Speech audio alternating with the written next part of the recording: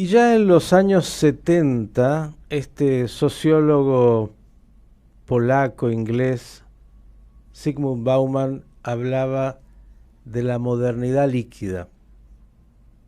Se lo digo porque hoy vivimos en un tiempo en el cual uno podría decir estamos en democracias líquidas y democracias que cada vez tienen más dificultades. Claro, también habría que poder diferenciar entre democracias republicanas, por llamarlas de alguna manera,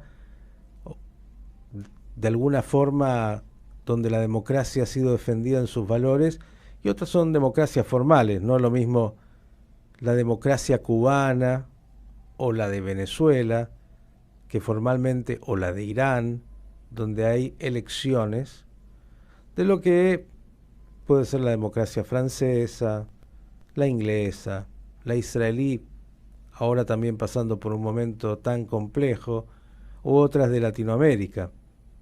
Claro, la democracia, épocas donde la democracia está siendo cuestionada, incluso como contrapartida con las dificultades mismas que el sistema democrático tiene.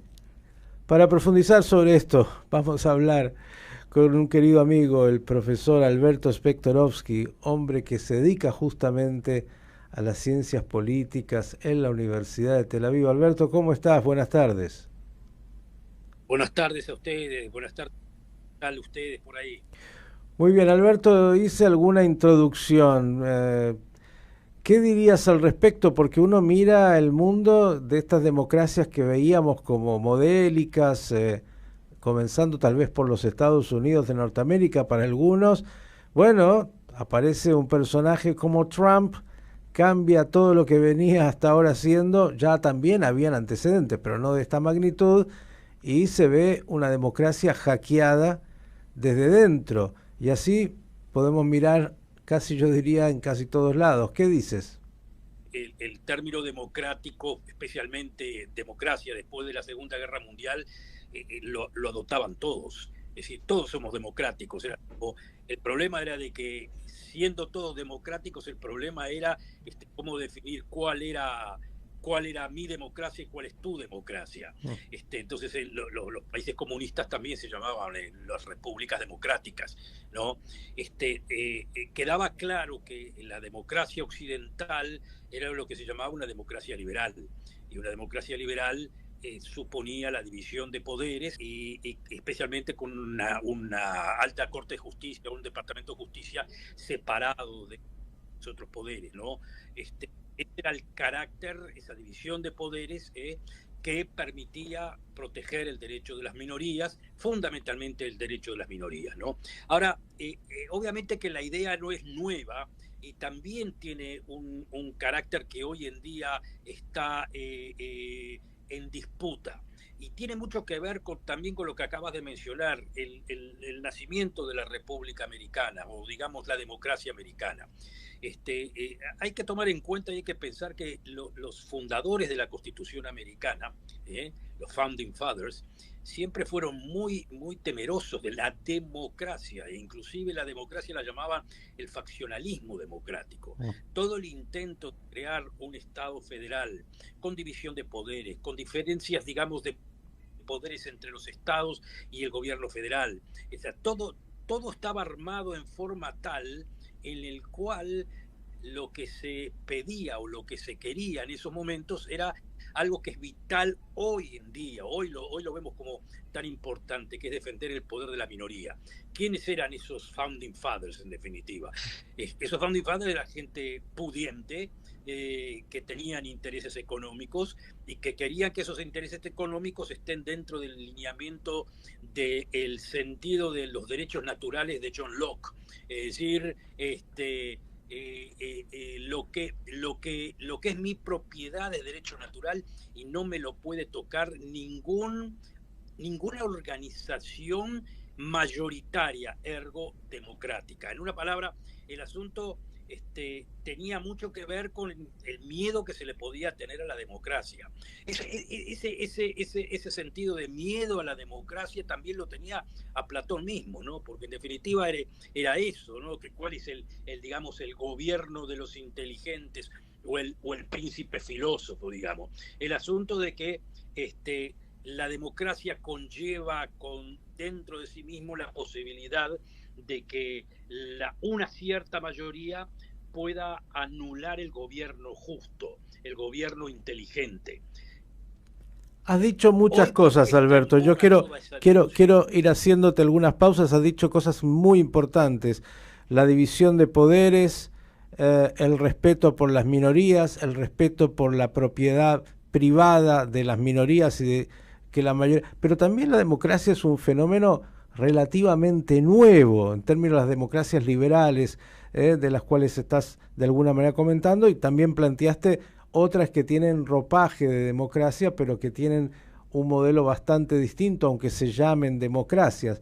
Digo, el desafío no es menor, no solo porque hoy se cuestiona y tanto la división de poderes está cada vez más compleja y algunos quieren irrumpir en el otro, sino porque, y además el respeto de los mismos protagonistas por la democracia liberal comienza a ser de alguna manera subvertido. Digo, y hay además un modelo donde antes, por decirlo así, hasta hace un tiempo, derechas, izquierdas, la ideología, alguno habló, Fukuyama, ¿no? El fin de las ideologías. Digo, me parece que hoy hay una sociología humana que está en un proceso de cambio tan rápido que también en esto las democracias liberales es como que tienen un desafío de adaptación que no han sabido cómo de alguna manera llevar a cabo, ¿no? Sí, bueno, vamos a llegar a ese punto. Yo puedo llegar a ese punto que es el punto de ahora. Vamos a hacer un salto, como que se dice, un salto mortal en la época. Yo mencioné el americano porque digamos que es donde se elabora el concepto de cómo me defiendo de la democracia. Eso era lo que querían esta gente, como diciendo, la democracia va a venir sí o sí. O sea que sobre eso no tengo ninguna duda. El problema es cómo organizo el Estado constitucionalmente a fin de que la mayoría democrática no me toque a mí. En el caso de los, digamos, en esos momentos no pensaban en derechos de minorías étnicas o derechos de minorías culturales, pensaban en el hecho de minoría pudiente, gente que tenía dinero. Pero ese sentido de proteger a la minoría de dinero hoy en día se traduce en proteger a las minorías étnicas, minorías culturales, minorías religiosas, toda una cantidad de minorías que pueden ser avasalladas por el poder de la mayoría. Bueno, ahora, ¿desde dónde empieza todo ese debate actual? Lo mencionaste a Fukuyama, termina la Guerra Fría, digamos, cae el comunismo. Entonces prácticamente el liberalismo ya no tiene ninguna otra disputa. En los años 30 venció el liberalismo al fascismo con el peso de las armas, supo combatir. Y ya durante los años 80 y 90 del siglo pasado cayó derrotado el comunismo en una lucha, como que se dice, sí hubo lucha armada también, pero básicamente no fue una guerra mundial. Ganó el liberalismo con el peso de las ideas y con el peso de la economía. Es decir, el mundo quería ser libre, el mundo quería tener economía libre. De ahí empezó un proceso que hoy lo conocemos como el proceso de globalización. ¿Y qué pasa con el proceso de globalización? El proceso de la globalización, entre otras causas, lleva el peso de la soberanía del Estado democrático a las organizaciones globales, tanto al Banco Mundial como a las altas cortes de justicia, que no son solamente altas cortes de justicia nacionales, sino Corte de Justicia Europea, derechos humanos universales, en fin, toda una cantidad de elementos que nos llevan hacia un liberalismo global que suena muy bien. ¿Por qué suena muy bien? Porque quiere decir de que en un principio que mis derechos como individuo no tienen que ver solamente con lo que la mayoría de mi país quiera, sino que me tiene que respetar porque mi país pertenece a un orden regional, a un orden global, y en una palabra, digamos, que si me tocan desde el punto de vista económico, por ejemplo, tienen problemas con el Banco Mundial o con las organizaciones económicas. Si me tocan desde el punto de vista de mi religión o de mis derechos individuales, tienen problemas con las cortes de derechos humanos y ese país puede tener problemas con esas cortes. Bueno, todo eso muy bien y suena muy bien. Lo que pasa, que lo que ha sucedido últimamente es una de las mayorías nacionales, o si lo quieren llamar así, no diría mayorías, pero de sectores muy importantes dentro de los países nacionales que empiezan a decir basta con ese asunto de organizaciones globales que me quitan a mí como soberanía nacional parte de mis prerrogativas. De ahí es que muchos scholars, muchas personas que están debatiendo todo este asunto, empiezan a hablar de que la democracia liberal como tal ya queda un poco reducida, no a cenizas, pero que se va reduciendo. Vamos a ver, hablarlo con cuidado. Y que lo que tenemos últimamente es, por un lado, democracias no liberales, o por lo menos países que en el balance es entre democracia y liberalismo, dos conceptos que no son, obviamente que no son lo mismo, pero que tienen una lógica diferente. La democracia va hacia poder de mayoría y igualdad, y el liberalismo es más la protección del individuo justamente del peso democrático. Entonces, hay democracias no liberales en donde se pone más peso sobre la soberanía nacional, si lo queremos llamar así, como en el caso de Hungría y de Polonia, y por el otro lado, liberalismos no necesariamente tan democráticos, porque ¿qué quiere decir? Que los derechos liberales van por sobre lo que la democracia nacional puede afirmar. Si coinciden, muchísimo mejor, estamos todos de acuerdo, acá no hay ningún problema. Pero ni si no coinciden, ganan los derechos liberales y ganan las instituciones. Es decir, también en Israel nosotros estamos viendo esta situación. Por un lado, un público determinado que se aferra a las instituciones, a la democracia institucional, y por el otro lado, otro público que considera, no sé hasta qué punto son mayoría, no sé hasta qué punto son mayoría, pero que considera que demográficamente, con el correr del tiempo, la demografía va a estar del lado de ellos, entonces quieren obviar las instituciones que protegen a los derechos liberales para ajustarse a ese derecho, quizás si lo quiere llamar así, predominante, que es el derecho de la mayoría. Ese choque lo estamos viendo, como te digo, ahora mismo en Israel, así, pero patente. Pero no es un choque solamente en Israel, está dado en muchísimos lugares, en Europa también, en donde vemos el resurgir de la derecha radical. Ahora, esa derecha radical no es mayoría, por supuesto que no es mayoría, pero de a poco se está canalizando dentro, digamos, de los mapas políticos con un fuerte poder, en donde se alinea con partidos que también protestan contra esa globalización. Entonces nosotros tenemos partidos que son antiglobalización, que no necesariamente son derecha radical, pero que adoptan en cierta forma el discurso de la derecha radical porque entienden que una gran parte de la población está demasiado enojado con esas instituciones. Ahora, ¿por qué está enojado con las instituciones globales? En el caso de Europa, por la inmigración, así patente, no hay acá ninguna duda. Es la inmigración, y también hay elementos económicos, hay mucha gente, por ejemplo en Francia, nosotros tenemos en Francia movimientos populistas con sentido económico y social que van en contra digamos, del liberalismo económico de Macron, gente como Mélenchon, ¿no? Que son, digamos, populistas desde el punto de vista social económico. Pero están los populistas identitarios como el partido de Le Pen, ¿no? Que esos llaman la atención de lo que se podría llamar el miedo cultural que tienen parte importante de la población sobre la cuestión de la inmigración y sobre la cuestión de que, digamos, el país, Francia, digamos así, ya no tenga el mismo cariz cultural que tenía anteriormente. Eso es patente, eso se está dando en muchísimos lugares, Ujú. también en países nórdicos que supuestamente son, bueno, no, son socialdemócratas y aparentemente muy progresivos. Pero parte parte inclusive de la socialdemocracia en países como Dinamarca, asumen el discurso antimigratorio de la derecha radical.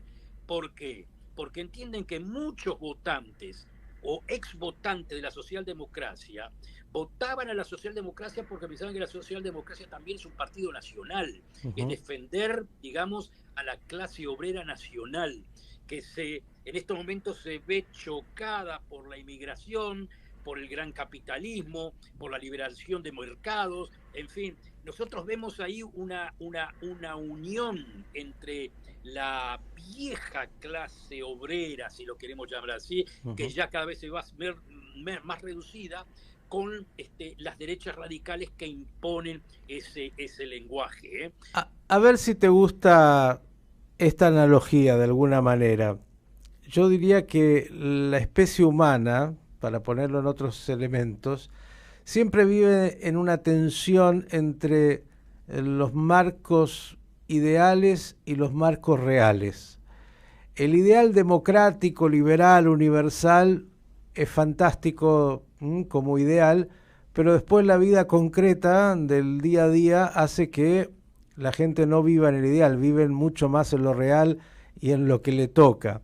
Si uno hace un análisis incluso de todos los países del mundo, diría que las democracias liberales siempre fueron menos minoritarias y que los países donde hay autocracias o hay otro tipo de regímenes han sido mucho más habituales y que nunca se han adaptado a ese marco global que fue planteado en lo teórico.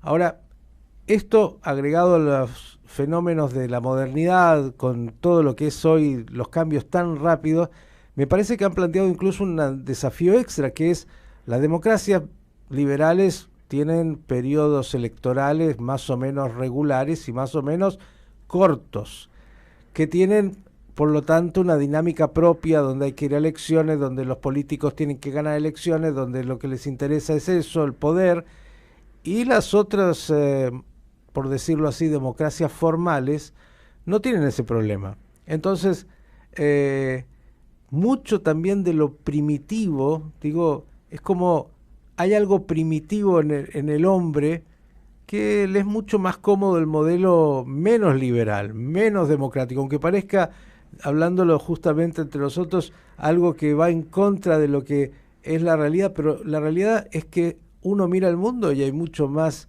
tiranos y autócratas que grandes demócratas.